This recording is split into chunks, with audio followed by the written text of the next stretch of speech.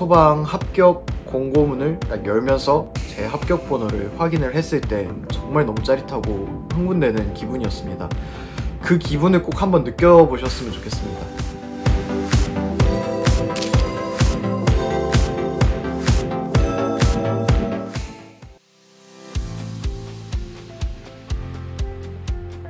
저는 2021년 소방공무원 합격생 김이라고 합니다.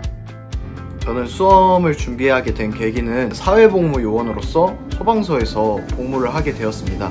그러면서 주위에 계신 소방 공무원 분들과 여러가지 많이 얘기를 나누게 되었고, 그리고 그분들이 소방 공무원의 장점이나 여러가지 일들을 많이 알려주시면서 꼭 한번 해봐라, 너도 오면은 많이 도움이 되고 괜찮을 것이다, 이런 식으로 추천을 많이 들어서 준비하게 되었습니다.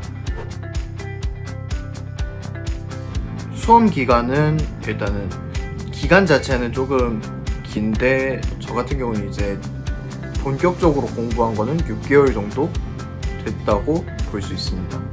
그리고 수험 전 베이스 같은 경우는 저는 이제 20살부터 이제 대학교에 재학 중이어가지고 수험이나 여러가지 수학 능력 같은 거는 많이 잊었던 상태였고, 그래서 완전 베이스가 없이, 심지어 이렇게 개론이나 이런 것들은 제가 이렇게 완전 모르는 과목들이다 보니까 노베이스 상태로 시작했다고 볼 수 있을 것 같습니다.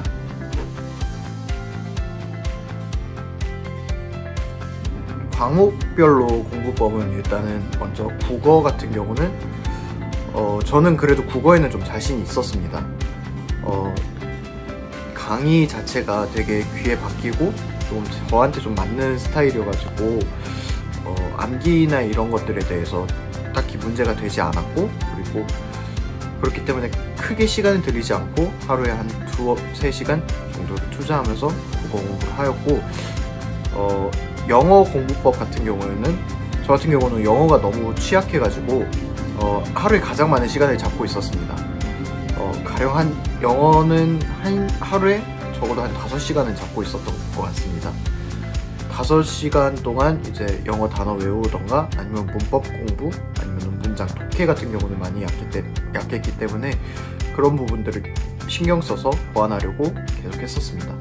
그리고 한국사 같은 경우는 일단 너무 방대한 양이어가지고 처음에는 엄두가 좀 안 났습니다.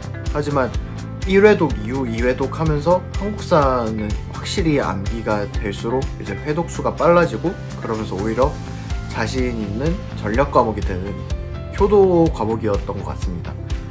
그리고 이제 개론과 법규 같은 경우는 이제 하루에 1시간씩 투자를 하면서 꾸준히 하려고 좀 노력을 했습니다.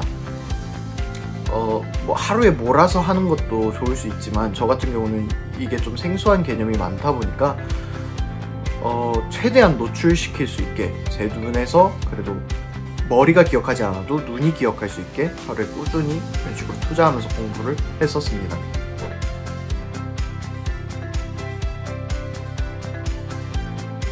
마지막으로 앞으로 이제 준비하시는 준비생분들이 많을 텐데 꼭 해주고 싶은 말은, 제가 이제 소방 합격 공고문을 딱 열면서 제 합격 번호를 확인을 했을 때 그때의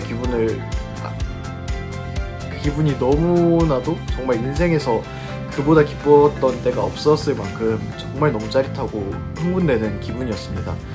그 기분을 꼭 한번 느껴보셨으면 좋겠습니다. 그래서 그런 것들을 느끼기 위해서 꼭 열심히 노력해서 그 기분을 꼭 느끼셨으면 좋겠습니다. 이상입니다.